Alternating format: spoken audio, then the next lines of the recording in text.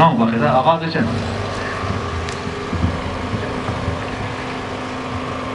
اعوذ باللہ من الشیطان الرجیم بسم اللہ الرحمن الرحیم اِنَّا أَعْطَيْنَاكَ الْكَوْثَرَ فَصَلِّ لِرَبِّكَ وَانْحَرْ إِنَّ شَانِئَكَ هُوَ الْأَبْتَرُ صدق اللہ مولانا علی العظیم وصدق الرسول النبی الکریم ونحن ذلك من الشاہدین وشاکرین والحمد للہ رب العالمین. جزاک اللہ.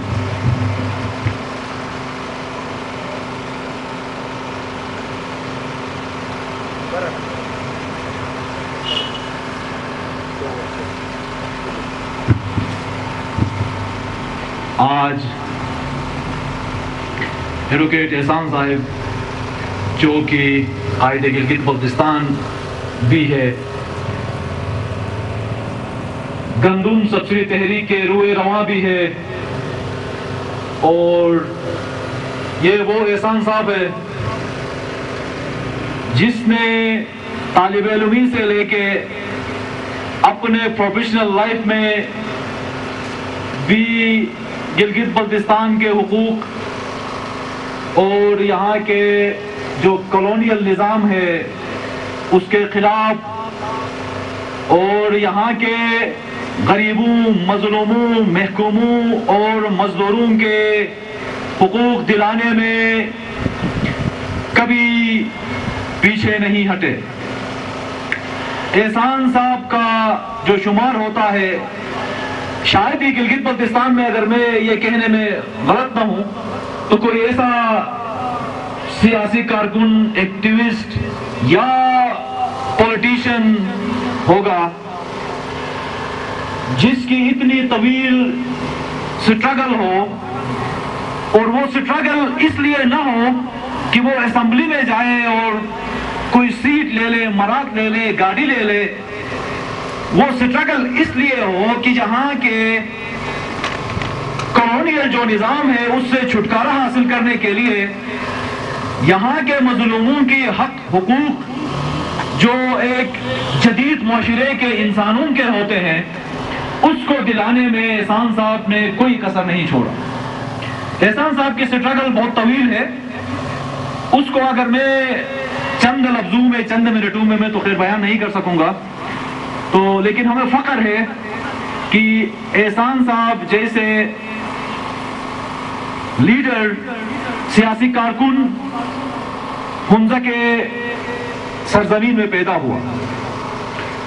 میں یہ وثوق سے کہہ سکتا ہوں کہ پورے گلگت بلتستان میں دنیا کی تاریخ جہاں پہ ہم نے پڑھی ہے، بڑے بڑے لیڈران جو ہے اپنے کہیں نہ کہیں مفادات لے کے بک جاتے ہیں.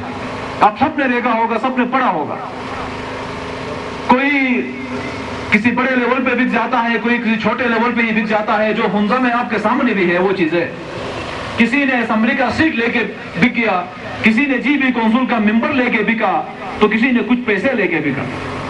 لیکن احسان صاحب ایسے قائدین میں سے نہیں ہیں. احسان صاحب ہمیشہ حق کے لیے کھڑا رہا، اور ان کے لیے ہم نوجوانان حمزہ کی جانب سے اور پورے حمزہ کے عوام کی جانب سے ان کو سرخ سلام پیش کرتے ہیں.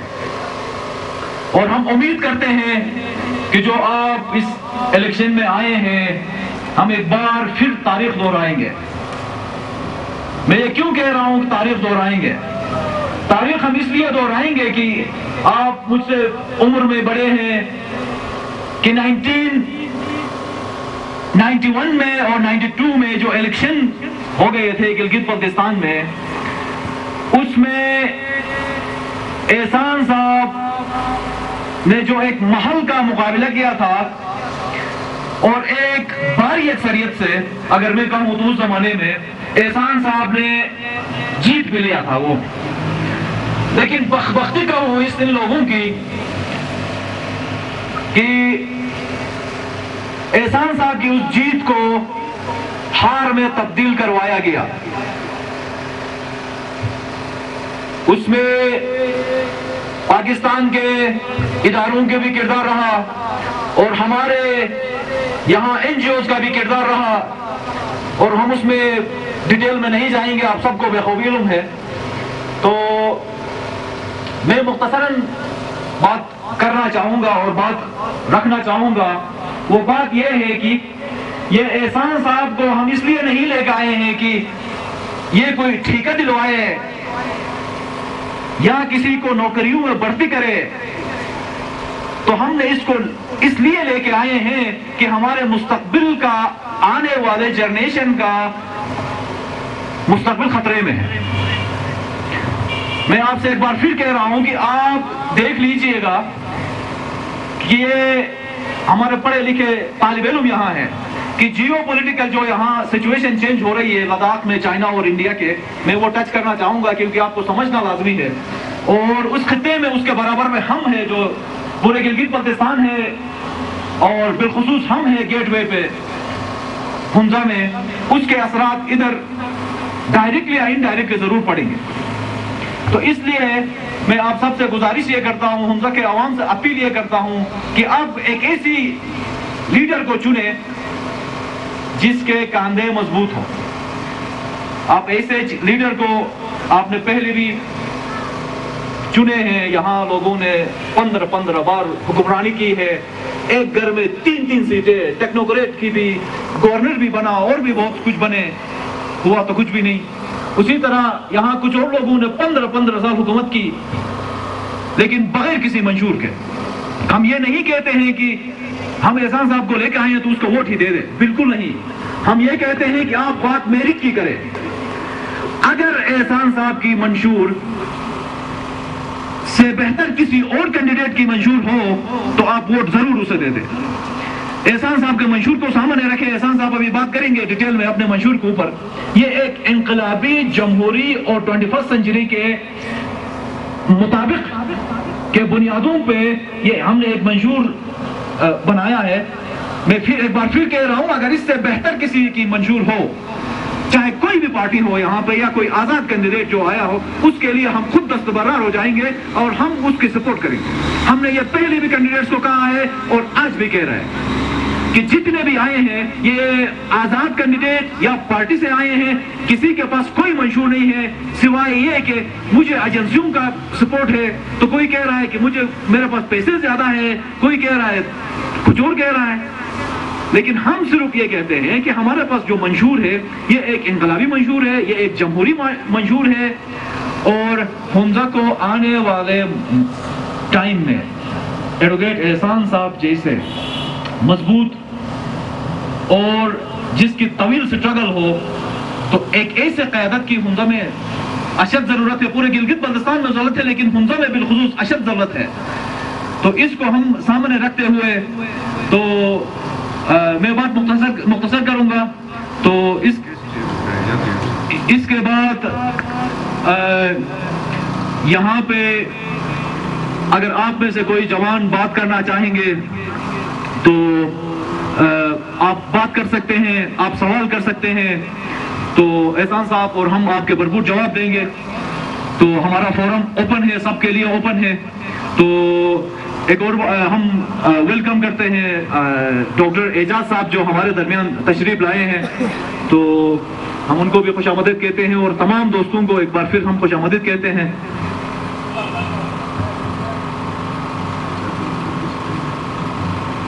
تو آج یہ ڈاکٹر اعجاز ایوب صاحب ہمارے چیف گیسٹ ہیں اس اوپننگ سیرمنی کے. ہم ان کو بھی ایک بار پھر ویلکم کرتے ہیں, اور ہمارے دوست کشمیر سے جو آئے ہیں ہم ان کو بھی ویلکم کرتے ہیں.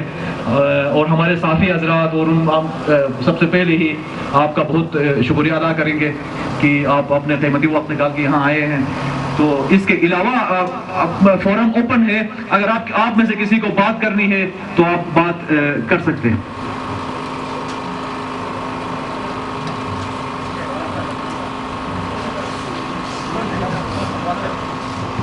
آج ہمارے درمیان ابھی نور پرچہ صاحب ہے. نور پرچہ صاحب سے میں گزارش کروں گا کہ آپ اپنے بات رکھیں.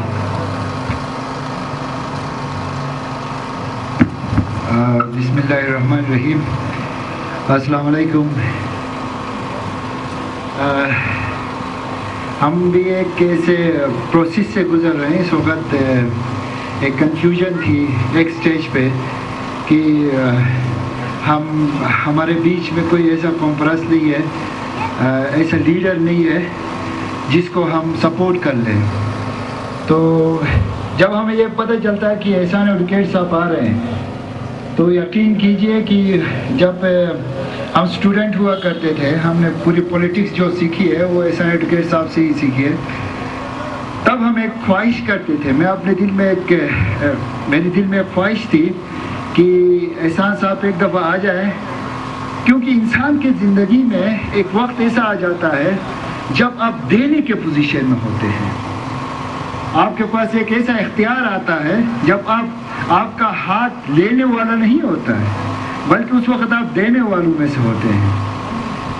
لیکن اگرچہ اس وقت بھی ہم تذبذب کا شکار ہو جائیں اور یہ سوچیں کہ یہ میرا دوست ہے, یہ میرا رشتہ دار ہے, یہ میرے چاچا کا بیٹا ہے, ٹھیک ہے, اس کے ساتھ اگر میں جاؤں گا تو میرا مفاد ہے اور اس کے ساتھ جانا میں میرا مطلب بھی شامل ہے. تو یہ سمجھ لینا چاہیے ہمیں کہ وہ پولیٹیکل ورکر نہیں ہے, وہ پروگریسو پولیٹکس کے بارے میں جانتا ہی نہیں ہے. کیونکہ پروگریسو پولیٹکس اور آئیڈیالوجی کے جو پولیٹکس ہے جو ہم نے احسان صاحب سے سیکھا ہے, جو کہ ہمارا استاد ہے, کہ اپنے نظریے کو دیکھو, شخصیات کو نہیں دیکھو, آپ کا نظریہ کہاں کھڑا ہے. تو جب یہ کہنے والا نہیں ہے ہمارے پاس, مجھے ان لوگوں کو ہنسی آتی ہے, ان کی جو چھوٹی سوچ ہے نا اس پہ میں ہنستا ہوں. آپ اپنے پاس لیڈر کو بٹھا کے یہ بات کرتے ہیں کہ ہمارے پاس لیڈر نہیں ہے. اور جو پرندے آ گئے سیزنل برڈز اس وقت جو ہمارے بیچ میں ہیں, معذرت کے ساتھ ہمارے پاس ایسے کینڈیڈیٹ پہ ہیں جو یونین کے قابل بھی نہیں ہے. اب وہ بھی یہ کہیں گے احسان صاحب آپ بزرگ ہو گئے, آپ بیٹھو, ہم الیکشن لڑیں گے. اس سے بڑا مذاق ہو سکتا ہے کیا کہ 2-4 باتیں کر کے, 2-4 احتجاج کر کے, 2-4 اخباروں میں لکھوا کے آپ یہ کہو کہ بھائی احسان صاحب آپ پرانے ہو گئے ہو, آپ بیٹھ جاؤ, ہم الیکشن لڑیں گے, ہمیں سپورٹ کر لو. یہ کوئی دانشمندی والی بات ہے. خصوصی یہ تمام لوگ جو اس وقت کھڑے ہیں, اسپیشل جو پروگریسو پولیٹکس کر رہے ہیں, وہ استاد کے شاگرد ہیں, اور جو لائن کے اس طرف کی پولیٹکس کرنے والے ہیں رائٹ کے, ان کے نظریے کے ساتھ ہمارا اختلاف ہے. جو چیز اٹریکٹیو لگی مجھے احسان صاحب کے پورے مینیفیسٹو میں, ظاہر سی بات ہے جو لال انقلاب کے جو نعرہ لگاتے ہیں وہ بھی ہمارے بیچ ہی ہے. تو احسان صاحب نے جو مینیفیسٹو دیا ہے, خصوصی طور پہ پیپلز اسمبلی, یہ انقلاب ہے. ہم کیوں نہیں سمجھتے کہ انقلاب ہے؟ گاؤں میں چلے جائیں گے, ہمیں کوئی لیڈر ملنے آ جاتا ہے, وہاں پر وہ اسمبلی بیٹھی ہے جو اسے ویلکم کرے گی. ان کو تکلیف کیوں ہوتی ہے اس پوائنٹ سے؟ اس لیے ہوتی ہے کہ یہ لوگ اسٹیبلشمنٹ کے غلام ہیں, اور یہ جو اسٹیبلشمنٹ کے غلام جو ہے نا, لکھا ہوا جو آرٹیکل ان کے پاس آتا ہے ہاتھ میں, جیسے ہمارا کراکرم نیشنل موومنٹ کے افتخار کربلائی صاحب نے کہا تھا, جج صاحب جو آپ کو لکھ کے بھیجا گیا نا وہ پڑھ کے سنائیں, کیونکہ میں آپ کے اس قانون کو اور اس اسمبلی کو, یہ جو آپ کا کورٹ ہے, اس کو میں نہیں مانتا ہوں. یہ جو لائن کے اس طرف کی سیاست کرنے والے ہیں نا, وہ ہمارے مینیفیسٹو پہ سوال نہ اٹھائے, بہت بری طرح آپ کو منہ کی کھانی پڑے گی. کیونکہ ہم غریبوں کو, ورکرز کو, جینڈر کے حساب سے خواتین کو ہم مکمل اختیار دینے کی بات کرتے ہیں. وہ مردوں کے برابر کھڑی ہوں گی انشاءاللہ. اور انقلاب انہی کے ذریعے آئے گی. تو دوسرا فلسفہ جو ان کا جو میرے جو دل کے بہت زیادہ قریب ہے کہ نورالدین ہم اسے ایک تحریک بنائیں گے, تحریک, اس پروسیس کو ہم ایک تحریک بنائیں گے, موومنٹ کا شکل دیں گے تاکہ یوتھ ہمارے ساتھ آ جائے اور ہم یہ جتنے بھی چوکیدار کا کام چوکیداری کرنا ہے میرے بھائی, فیصلہ سازی کرنا نہیں ہے. میرا پیسہ کھاؤ گے, مجھ سے ہی پیسے لے کے میرے پہ ہی حکمرانی کرو گے تو پھر میرا کیا کام ہے یہاں بیٹھ کے. اس لیے وہ بندہ بھی پیپلز اسمبلی میں جواب دہ ہوگا. ہر سرکاری آفس کا بندہ اس پیپلز آفس کے جو ریپریزنٹیٹیوز ہوں گے ان کے سامنے جواب دہ ہوگا.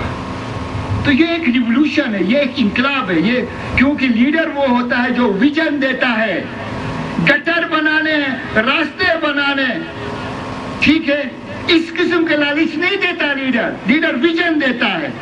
اور اس وقت ویژن کس کے پاس ہے؟ اس وقت ویژن احسان ایڈوکیٹ کے علاوہ کسی کے پاس نہیں ہے.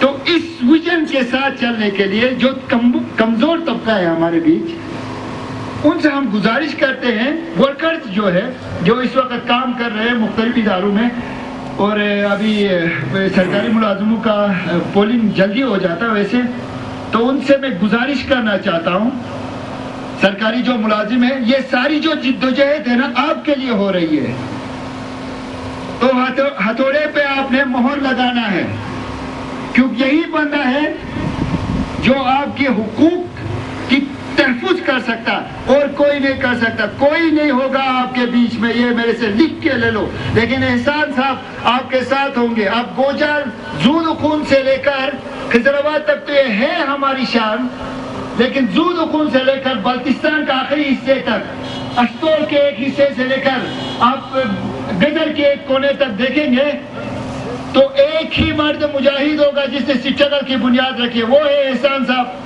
اور تم یہ کہتے ہو کہ جی آپ کے لیڈر کو بیٹھنا چاہیے الیکشن میں, چونکہ ہم لوگ میدان میں بڑا مسخرہ کرتے ہو, بڑا مذاق کرتے ہو.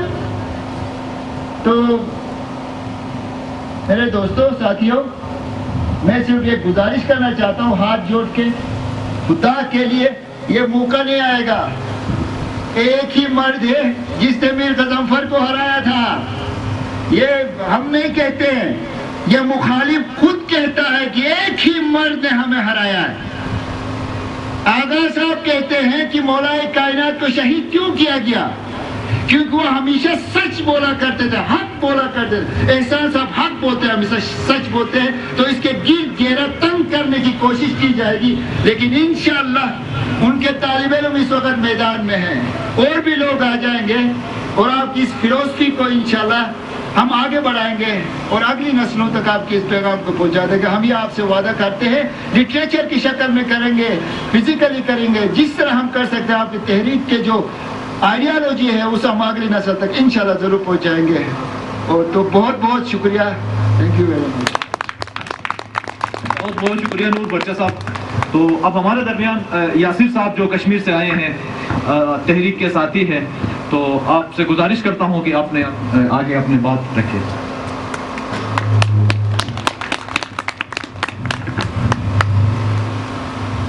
بہت شکریہ. سب سے پہلے میں احسان صاحب کا اور حمزہ کے تمام محنت کشوں کا, نوجوانوں کا, ترقی پسند سوچ رکھنے والے جو یہاں پہ سیاسی کارکنان ہیں, ان سب کا بے حد مشکور ہوں کہ مجھے آج کے اس پروگرام میں آپ نے اپنے خیالات کے اظہار کا موقع فراہم کیا. مجھ سے پہلے ساتھی نے احسان صاحب کے حوالے سے گفتگو کی ہے, اور احسان صاحب صرف گلگت بلتستان میں آپ لوگوں کے ہی استاد نہیں ہیں, بلکہ سینکڑوں میل دور بیٹھے کشمیر میں جو آزادی کے لیے, جو اس سرمایہ دارانہ نظام کے استحصال کے خلاف جدوجہد کرنے والے نوجوان سیاسی کارکنان ہیں.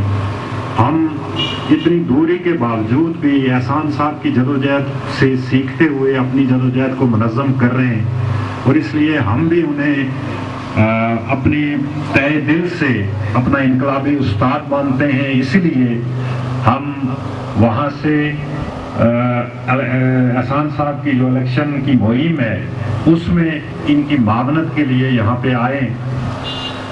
मैं आपके सामने चंद एक बातें रखना चाहता हूँ। सबसे पहली चीज़ ये है कि हम किसी भी इलाके में बसते हों, हमारी ज़बान, हमारी सकाफत, हमारा रहन सहन एक दूसरे से कितना ही मुख्तलिफ। कैंडिडेट GBLA6 हुंजा और यहाँ पे आए हुए मेहमान आप सबका मैं बहुत बहुत शुक्रिया अदा करता हूँ, क्योंकि ये मेरा हुंजा में दूसरा एक्सपीरियंस है इलेक्शन का। 2009 के इलेक्शन में मैं हुंजा में काफ़ी एक्टिव था, वो काफ़ी 11 साल पुरानी बात है। अब हमारे लाइफ में भी इतना एक्सपीरियंस आ गया कि हम कह सकते हैं कि एक डिके का हमारा भी एक्सपीरियंस है, ज़िंदगी के उम्र के उस हिस्से पे आया है। एहसान एडवोकेट और इस पॉलिटिकल प्रोसेस और हमारा जो पॉलिटिकल कल्चर है या हमारी जो पॉलिटिकल माइंड सेट है, इसके हवाले से मैं थोड़ी बहुत बात करूंगा, क्योंकि पॉलिटिकल पार्टी की भी थोड़ी बहुत जिम्मेदारियां मेरे ऊपर हैं। क्योंकि अभी नूर बर्चा ने कहा कि हमारी 2 लाइनें हैं, एक लाइन पे राइट विंग होता है, एक लाइन पे लेफ्ट विंग होता है। जो राइट विंग की पॉलिटिक्स करते हैं और उसमें जो कॉन्सेप्ट होता है वो मेजॉरिटीज अथॉरिटी, डेमोक्रेसी का जो एक कॉन्सेप्ट आपने कहीं ना कहीं सुना होगा कि मेजॉरिटी को अथॉरिटी देना कि वो माइनॉरिटी को कैसे डील करें। राइट विंग जो पॉलिटिकल आइडियोलॉजीज हैं उनकी ये थिंकिंग होती है, जबकि जो लेफ्ट विंग आइडियोलॉजीज है उनकी ये थिंकिंग होती है कि there will be a majority and there is a minority। जितना चांस मेजॉरिटी की जो रिलीजियस आइडियोलॉजी को बढ़ाने का, उनके बिजनेस को बढ़ाने का, उनके कल्चर को बढ़ाने का, उनकी लैंग्वेज को बढ़ाने के जो अपॉर्चुनिटीज उस सोसाइटी में उनको दिए जाते हैं, उतने ही राइट्स माइनॉरिटी को भी मिलने चाहिए। वो भी वहाँ पे अपनी मजहब की तबलीग करें, वो भी अपने कल्चर की प्रोजेक्शन करें, वो भी अपने लैंग्वेज को प्रोटेक्ट करें। और जो कंजर्वेटिव या राइट विंग है उनका जो डेमोक्रेसी का जो कॉन्सेप्ट होता है वो अथॉरिटेरियन स्टेट होता है। Once you give authority to someone, some people, some group of people are a system, so they control everything जो उनके अंडर में आता है। तो हम इसको रिजेक्ट करते हैं। पीपल्स पार्टी में होने की वजह से कहीं ना कहीं हम एडवोकेट एहसान के साथ टच कर जाते हैं, बल्कि हमारे सियासी उस्ताद है, हमें सब कुछ सिखाया हमारे एडवोकेट साहब ने है। लेकिन इस इलेक्शन के हवाले से मैं थोड़ा मुबहम भी हूँ, मदहम भी हूँ। इस तरह मैं अपने पर फटफड़ा नहीं सकता हूँ जिनके ख्वाब मैंने यूरोप में देखे थे कि कभी हम भी हुंजा में इलेक्शन में जाएंगे तो मुकम्मल तौर पे अपना पर फटफड़ाएंगे। मसलियतें हैं लेकिन इंशाअल्लाह। अब बात यहाँ ये है कि ये एडवोकेट एहसान साहब रेजिस्टेंस की सियासत में क्यों है, या हम जो लोग हैं ये सियासत को चौराहों पे, चौकों पे, पब्लिक प्लेसेस पे, ओपन प्लेटफॉर्म पे, दफ्तरों से बाहर ले आके क्यों कर रहे हैं? हमें ज़रूरत क्या है? दूसरों के सामने, दूसरे वो काली ताकतों के सामने भी खुद को बदनाम करना, घर वालों को भी परेशान करना, मोहल्ले वालों को भी परेशान करना, कहीं ना कहीं हम अकीदा वालों को तो ज़्यादा ही परेशान कर रहे हैं। ये हम क्यों कर रहे हैं? इसका एक मकसद ये होता है कि इस निज़ाम में हम यकीन नहीं रखते हैं, क्योंकि ये जो निज़ाम है इसके जो ऑर्गन्स हैं ये एक दूसरे पे ओवरलैप कर रहे हैं। ये इंसान का जिस्म या किसी भी ऑर्गेनाइजेशन की डेफिनेशन क्या होती है? एक ऑर्गेनाइजेशन अपने सारे ऑर्गन्स को पर्टिकुलर फंक्शन के साथ जब चलाता है तो वो ऑर्गेनाइजेशन चल सकता है। हमारा जिस्म भी एक ऑर्गेनाइजेशन है, मेडिकल ऑर्गन्स है, आंख ऑर्गन है, पेट ऑर्गन है, दिल भी ऑर्गन है, पाँव भी ऑर्गन है। अब हमारा दिल का है कि मुझे ज्यादा खुराक दो ताकि मैं आपके पेट के जगह पे भी जाऊं, आपकी आंख के जगह पे भी जाऊं, आपके पाँव के जगह पे भी जाऊं। तो आप सोचिए आप सेहतमंद रहेंगे? आप किसी भी तरह कोई सेहतमंदाना जिस्म या सेहत आप कहलाएंगे? جب ایسا نہیں ہوتا ہے تو ملک کے جو آرگنائزیشنز ہیں، جو آرگنز ہیں، ان کو بھی آنکھ کو دیکھنے کا کام کرنا ہے، دل کو دھڑکنے کا کام کرنا ہے۔ جب دل کہے گا میں آنکھ کا کام بھی کروں گا تو آپ کا جسم بیکار ہو گیا بھیا، آپ کسی کام کے نہیں رہے۔ آپ کوئی باہر کی بیماری کے ساتھ آپ جنگ نہیں کر سکتے، آپ کی امیونٹی سسٹم اندر کی بیماریوں کے ساتھ جنگ نہیں کر سکتی ہے، آپ کا وجود خطرے میں پڑتا ہے اور آپ کا وجود جا کے ختم ہوتا ہے۔ ایسا ایک نظام ہے ہماری طرف، اسی طرح کسی نظام میں ہم چل رہے ہیں، اسی لیے ہم یقین کرتے ہیں جو چوراہوں اور پبلک پالیٹکس میں، کیونکہ ہم ریزسٹنس کرنا چاہتے ہیں، ہمیں کسی ادارے پہ کوئی بھروسہ نہیں ہوتا ہے جو آرگنائزڈ ہوتا ہے اور جو کنٹرول ہوتا ہے۔ ہمیں بھروسہ ہوتا ہے عوام پہ، عوام کی بات پہ۔ احسان ایڈوکیٹس جیسے لوگ اسی کانسیپٹ کو لے کے ہمارے بیچ میں آ جاتے ہیں، وہ عوامی رائے کو جنریٹ کرتے ہیں، عوامی رائے کے ذریعے معاشرے کو تبدیل کرنا چاہتے ہیں۔ تو اس لیے جتنے بھی یہاں پہ دوست ہیں، ایڈوکیٹ صاحب، میں آپ کو سلام پیش کرتا ہوں کہ آپ اس پولیٹیکل پروسیس میں آئے ہیں، اور یہ میرے لیے بہت بڑا ایکسپیرینس ہوگا کہ میں وٹنس کروں گا آپ کو اس الیکٹورل پروسیس میں، آپ کی ٹیم کو، آپ کے خیالات کو، اور یہ حنزہ کی مستقبل کے لیے یقیناً یہ ایک بہت بڑا پولیٹیکل لٹریچر ہوگا جو آنے والی نسلوں تک کہیں نہ کہیں آپ کے چاہنے والے اس کو پریزرو کریں گے اور اس کو آگے بڑھائیں گے۔ ساتھ ہی ساتھ پولیٹیکل پروسیس میں جو ہم ڈفرینسز رکھتے ہیں، اس پر بھی تھوڑی بات کروں گا کہ ہم نے ایسی باؤنڈریز رکھی ہیں کہ ہم نے ایک دوسرے کی طرف بھی نہیں دیکھنا ہوتا ہے، ہم ایک دوسرے کی محفلوں میں نہیں جاتے ہیں، ہم ایک دوسرے کی باتیں سننا پسند نہیں کرتے ہیں۔ اس کلچر کو ہم تھوڑا چینج کرنا چاہتے ہیں، جس میں میرا خود پرسنل انٹرسٹ بھی ہے، لیکن پولیٹیکل پارٹیز کی کہیں نہ کہیں آپ کے اوپر ڈسپلن بھی ہو جاتی ہے، وہ خیر ان ایشوز کو تو دیکھ لیں گے، لیکن ایسا کلچر ہونا چاہیے کہ اگر آپ کسی کے ساتھ 99% ڈس ایگری کرتے ہیں لیکن کہیں 1% پہ اس کے ساتھ ایگریمنٹ ہو جاتا ہے، تو آپ کو بیٹھنے کا آپ کے اندر وہ جذبہ ہونا چاہیے، وہ آپ کے اندر وہ پاور ہونی چاہیے، ول پاور کی somebody is disagreeing with me 99%، but آج 1% پہ ہم نے ایگری کیا ہے، so let's sit, let's talk about this and let's do what we are agreeing to do۔ تو کوئی ذاتی رنجش یا ذاتی قسم کی جو ہمارے کلچر میں ہے، اس قسم کا نہیں ہونا چاہیے۔ احسان صاحب آج اس اونچے قداور مقام پہ ہیں، وہ ان کی ساری زندگی کی جو جدوجہد ہے، جس پہ انہوں نے جو معاشرے کے کمزور اور پسا ہوا طبقہ ہے اس کو مضبوط کرنے کے لیے اور اس کو طاقتور بنانے کے لیے جو جدوجہد کی ہے، اور ان کی جو مظلوموں کی اور محنت کشوں کی جو تحریکیں ہیں، جتنی بھی گلگت بلتستان کے اندر مزدور تحریکیں رہی ہیں، ان سب میں احسان ایڈوکیٹ نے لیڈر کے طور پہ اس کو لیڈ کیا ہے، ان کی رہنمائی کی ہے، تب جا کے احسان ایڈوکیٹ آج اس مقام پہ بیٹھے ہوئے ہیں۔ یقیناً میں سمجھتا ہوں کہ اس وقت پورے گلگت بلتستان میں انتخابات کی گہما گہمی ہے، اور ہر جگہ سیاسی پارٹیاں، ایک روایتی جو سیاسی پارٹیاں ہیں ان کا ایک میلہ سا لگا ہوا ہے، لیکن میں سمجھتا ہوں کہ جو حنزہ ہے اس کو یہ شرف حاصل ہے کہ یہاں پہ احسان ایڈوکیٹ صاحب جیسے ترقی پسند سوچ رکھنے والے سیاستدان اور ماہر قانوندان ہمارے اس حنزہ کے اندر الیکشن کی کمپین کر رہے ہیں، اور اس کمپین کا نتیجہ جو بھی ہوگا، جو بھی نتیجہ نکلے، لیکن وہ اپنے اثرات اس خطے کے اندر چھوڑے گا، اور یہاں کا جو محنت کش طبقہ ہے اس تک یہ پیغام پہنچے گا کہ اس سماج کے اندر جو پہیہ چل رہا ہے، جو بھی نظام چل رہا ہے، وہ یہاں کا محنت کش طبقہ چلا رہا ہے، اور اسی لیے اس محنت کش طبقے کو یہ اختیار ہونا چاہیے کہ وہ اپنی قسمت کا فیصلہ خود کریں، نہ کہ کسی ایسے شخص کو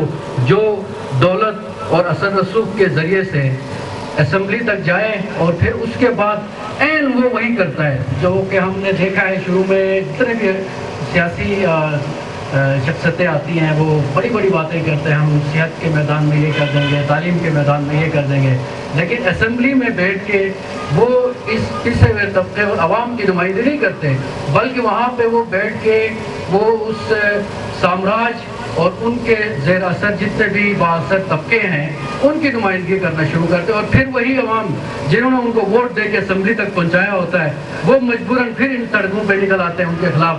تو یہی کچھ ہم نے دیکھا ہے.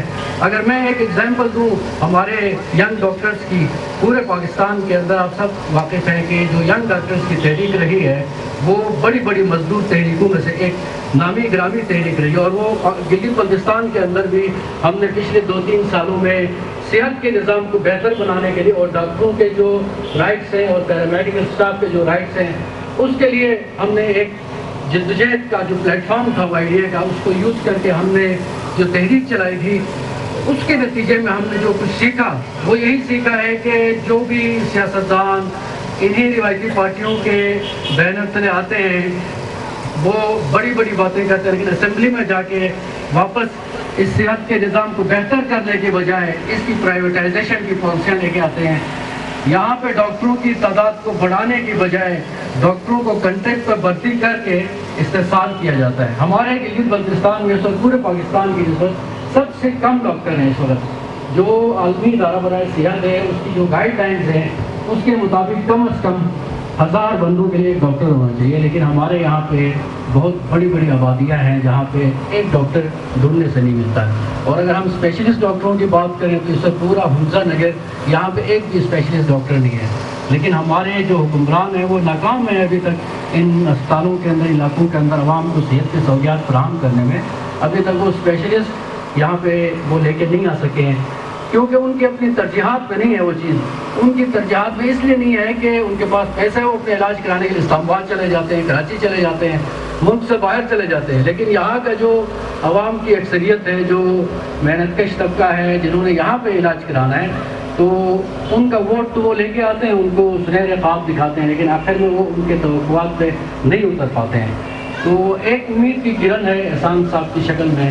اگر یہاں ہم اس تحریک کو گاؤں گاؤں گلی گلی تک پہنچانے میں، ان کی آواز کو، ان کے پیغام کو ہم سب کوشش کرتے ہیں اور یہ پیغام پہنچ پاتا ہے، تو یقیناً وہ دن دور نہیں ہے کہ یہاں پہ حمزہ کے اندر ہر بچے کو مفت تعلیم کی سہولت اور معیاری تعلیم کی سہولت بھی فراہم ہوگی. یہاں پہ ہر انسان کو معیاری صحت فراہم کرے گی سرکار یہاں پہ.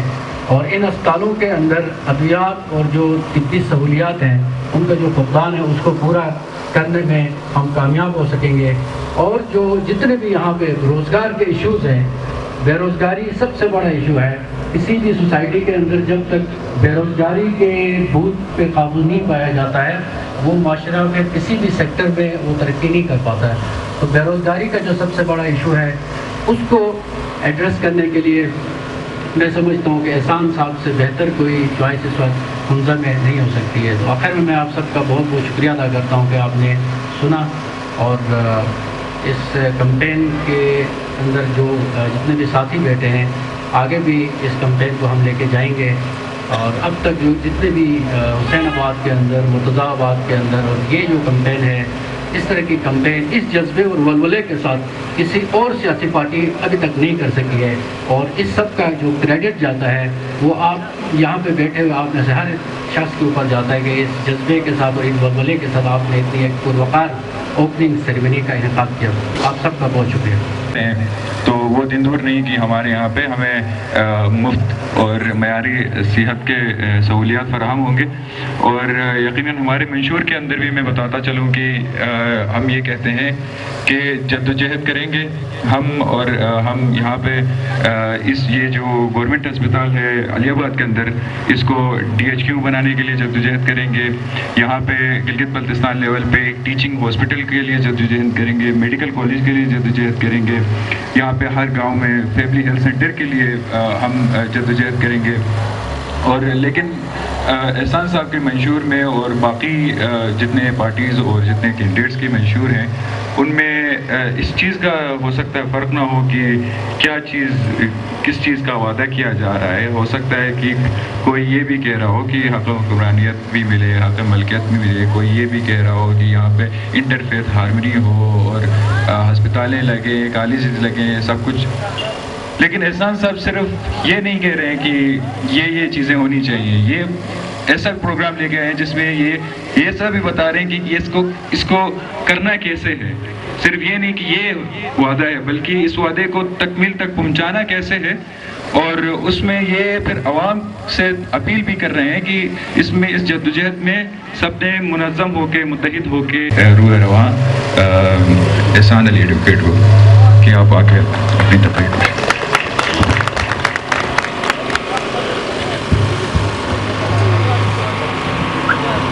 मेरे डॉक्टर एजाज साहब कश्मीर के मेरे जाने कामरेडों और मेरे हुंजा के इस सरजमीन में तब्दीली की ख्वाहिश रखने वाले और इस खिते के मामला अपने हाथों में लेने की जज्बा लेकर सामने आने वाले नौजवानों,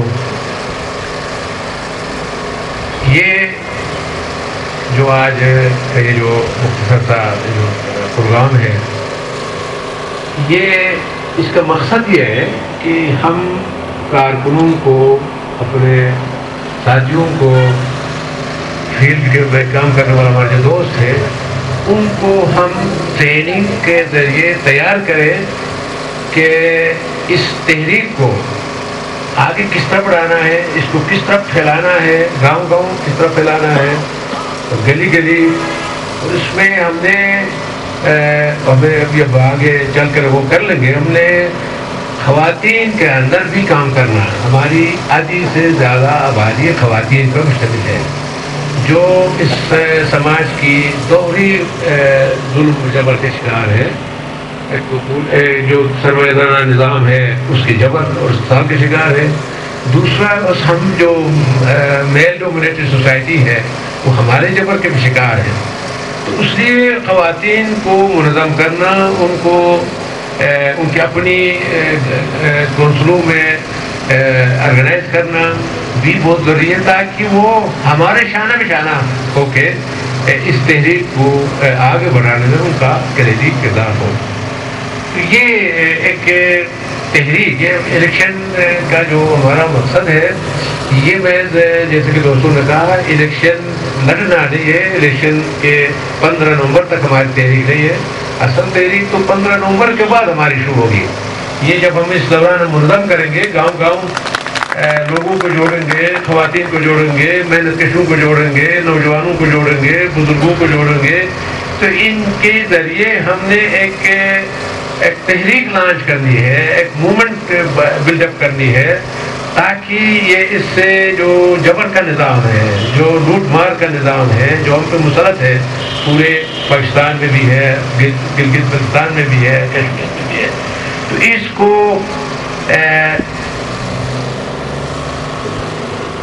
टोपल करने के लिए, इसको शिकस्त देने के लिए साहब ज़ाहिर है हमें सब उसके लिए पहली कंडीशन है अवाम की यूनिटी, अवाम की यकजहती, अवाम का इत्तेहाद, मेहनतकशों की तंजीमें। तो उसमें ये जो बात कर रहे हैं अवामी कौंसलों की गांव-गांव, और उनकी नुमाइंदगी की बुनियाद पे हुंजा लेवल पर एक अवामी पीपल्स असेंबली की जो बात कर रहे हैं, इसके पीछे भी एक फलसफा ये है। यहाँ इस असेंबली बना के हमने कोई अपनी यहाँ पे कोई अपने कोई मामला, छोटे मोटे मामला चलाने नहीं है, बल्कि इसके पीछे फलसफा ये है कि हम यहाँ इस खिते के मामला, इस खिते में पैदा होने वाले जो मादनी दौलत है, जो वसाइल दौलत है, उसको हम अपने हाथों में लेकर, अपने इख्तियार में लेकर, हम इस खिते के अवाम की जो गुर्बत है, जो बेरोजगारी है, जो यहाँ पे लूट मार है, इसके खात्मे के लिए, और हमारे जो नौजवान बेरोजगार नौजवान हमारे बेटे हैं, बेटियां हैं, उनको इन वसाइल को इस्तेमाल में लाकर हम उनकी रोजगार के ज़राए निकालेंगे। उसके लिए बड़े यहाँ पे इम्कानात हैं, बड़े ज़राए हैं, बड़े वसाइल हमारे पास। आज तक इसलिए नहीं हो सका कि जो आज तक के जो सिस्टम चला है, जो असेंबली का सिस्टम चला है, हमारी हुकूमतों का सिस्टम चला है, وہ ان کا ایجنڈے میں شامل نہیں ہے. ان کا ایجنڈا ان تمام پارٹیوں کا جس وقت کھڑی ہے یا جو آزاد کینڈیڈیٹس ہیں ان سب کا ایجنڈا اس لوٹ مار کے نظام کا حصہ بن کر اپنے مفادات کی تحفظ کرنا, اپنے معاملات چلانا اور اس سے لوٹ مار میں سے اپنا حصہ لینا. ان کا یہ ایجنڈا نہ ہونے کی وجہ سے آج تک یہ عوام کو منظم نہیں کیا, انہوں نے عوام کو متحرک نہیں کیا اور عوام کو بااختیار نہیں بنایا, وسائل کو عوام کے کنٹرول میں نہیں لایا. اور یہاں پہ جو بے پناہ وسائل ہونے کے باوجود گلگت بلتستان میں بھی پورے وسائل بہت ہیں اور اس میں سنزا میں سب سے زیادہ وسائل ہیں. تو ان وسائل کو اگر یہ استعمال میں لاتے, ان وسائل کو عوام کے ایک منتخب ادارے کے ہاتھوں میں لاتے, تو آج میں دعوے کے ساتھ کہتا ہوں سنزا میں کوئی بے روزگاری نہیں ہوتی, سب پر روزگار ہوتے اور سب اس وقت معاشی طور پر ترقی کر رہے ہوتے, اپنے پاؤں پہ کھڑے ہوئے ہوتے. لیکن یہ ہم بے پناہ وسائل رکھنے کے باوجود ہم غربت کا شکار ہیں, بے روزگاری کا شکار ہے. اور ہمارے پاس یہ جو ہمارے ڈاکٹر صاحب نے کہا کہ ہمارے یہاں کتنی یعنی کہ ہمارے لوگ شہروں میں جاتے ہیں علاج کرانے کے لیے. غریب آدمی تو نہیں جا سکتا, یہاں ایڈیا رگڑ رگڑ کے مر جاتا ہے. اس کے لیے یہاں اسپتال نام کی چیز نہیں ہے. ان کی مختلف قسم میں جو پیچیدہ بیماریاں ہیں ان کی علاج یہاں پہ نہیں ہے, اسپیشلسٹ ڈاکٹرز نہیں ہے, اور یہاں دوائیاں نہیں ہیں. سب سے بڑی بات یہ ہے کہ دوائی بھی نہیں ملتی ہے. تو یہ جو کام ہوتا ہے پارلیمنٹ کا کام ہوتا ہے, اسمبلی کا کام ہوتا ہے, حکومتوں کا کام ہوتا ہے, لیکن ان حکومتوں کا, ان پارٹیوں کی حکومتوں کا ایجنڈے میں یہ چیزیں شامل نہیں ہیں. تو اس لیے ابھی ہمیں ضرورت ہے کہ ہم اٹھ کھڑے ہوں, گلگت بلتستان کے نوجوان اور اس کی فضا حمزہ کے نوجوان کریں کہ ہم متحد ہو کر, یکجا ہو کر اور اپنے اس یہ جو ہمارے ساتھ ہونے والا ظلم و جبر ہے, جو ناانصافی ہے, اس کو ہم ختم کرنے کے لیے, اس کو مٹانے کے لیے اور اس نظام کا جو جبر ہے اس کو توڑنے کے لیے ہم اپنے جو معاملات کو اپنے ہاتھوں میں لینے کے لیے, اپنے وسائل کو اپنے ہاتھوں میں لینے کے لیے ہم ایک پلیٹ فارم پہ جمع ہوں, ایک انقلابی تنظیم کے اندر جمع ہوں, اور یہ جو اس کے جو پہلا جو مرحلہ ہوگا اس میں ہم آئے, ہم اس اسمبلی میں, اس جو جی بی اسمبلی, اگرچہ وہ بااختیار اسمبلی نہیں ہے, بااختیار حکومتیں نہیں ہیں, لیکن اس کو تبدیل کرنے کے لیے بھی, بااختیار بنانے کے لیے بھی آج تک کسی پارٹی نے کوشش نہیں کی. اسی میں ہی اپنے معاملات چلایا, اسی میں ہی اپنے کاروبار چلایا, اسی میں ہی اپنے ٹھیکے چلایا, اسی میں ہی انہوں نے ملازمتیں بیچی. یہ اس لیے میں ہم کہہ رہے ہیں کہ ان پارٹیوں کا جو سابقہ حکمران پارٹیاں ہوں یا جو موجودہ ایگزسٹنگ حکمران پارٹی ہو, ان سب کا ایجنڈا میں 19-20 کا بھی فرق نہیں ہے. اس لوٹ مار کے نظام کو برقرار رکھنا چاہتے ہیں. ان کے نمائندے, ان کے کینڈیڈیٹس بھی وہی چاہتے ہیں جو حکمران اب تک کر رہے ہیں. تو اس لیے ایک تبدیلی کی ضرورت ہے, ایک بیسک تبدیلی کی ضرورت ہے, ایک سماجی تبدیلی کی ضرورت ہے, اس جبر کے نظام کو توڑنے کی ضرورت ہے. اس کے لیے نوجوان جب تک کھڑے نہیں ہوں گے, وہ آرگنائز نہیں ہوں گے, تو یہ نہ یہ پیپلز اسمبلی بنے گی, نہ عوامی کونسلیں بنیں گی, اور یہ جبر کا نظام اس طرح جاری رہے گا. اس لیے ضرورت اس بات کی ہے کہ ہم, یہ مستقبل آپ کا ہے نوجوانوں کا, آپ لوگوں نے ہی اس سے موومنٹ کو آگے بڑھانا ہے, اسی کو پھیلانا ہے, پورے گلگت بلتستان میں پھیلانا ہے. اور آپ کی دیکھا دیکھی یہ تحریک, جیسے کہ یاسر ہمارے امرت نے کہا کہ پورے پاکستان میں, کشمیر میں پھیلے گی. اس کے لیے آپ نے مثال قائم کرنا کہ ہم یہ اس طرح کی ایک تحریک بلڈ اپ کر سکتے ہیں, اس طرح کی ایک تحریک ہم چلا سکتے ہیں, اس طرح کی ایک عوامی تحریک جو ہے ہم چلانے کے اہل ہے. اور واقعی ہے, اس میں کوئی شک نہیں ہے. بڑا پوٹینشیل ہے ہمارے نوجوانوں میں, ہمارے ورکنگ کلاس میں, ہمارے جو ہے عوام میں ہے پوٹینشیل. اس کو دبایا گیا آج تک, اس کو ابھرنے نہیں دیا گیا, اس کو پھیلنے نہیں دیا گیا. آج ہمیں ضرورت ہے کہ ان صلاحیتوں کو ہم ان نوجوانوں کی صلاحیتوں کو ہم گرفتار لائے، ان کو سامنے لائے اور اپنی ان تمام صلاحیتوں کو مجتمع کر کے ہم آئیں، اٹھ کھڑے ہوں۔ ان ظالموں کا، ان کرپٹ لوگوں کا، ان بدماشوں کا، ان پیسے والوں کا ہم مل کے مقابلہ کر سکتے ہیں۔ ایک احسان نہیں کر سکتا ہے یا ہم چند لوگ نہیں کر سکتے ہیں۔ ہم نوجوانوں کا مستقبل ہی اس پہ انحصار ہے کہ ہم ان کو ننگا کر لیں گے، ان حکمرانوں کو، ان کی پارٹیوں کو، ان کے جو پیسے سے خریدنے والے جو لوگ ہیں، ان کو ہم آج وقت آیا کہ ان کو ننگا کر لیں۔ یہ ہمارے مستقبل سے کھیل رہے ہیں، ہمارے نوجوانوں کے مستقبل سے کھیل رہے ہیں۔ ان کو ہم اب اجازت نہیں دے سکتے تو اپنے ذاتی مفادات کے لیے، اپنے طبقاتی مفادات کے لیے ہمارے مستقبل سے کھیلے۔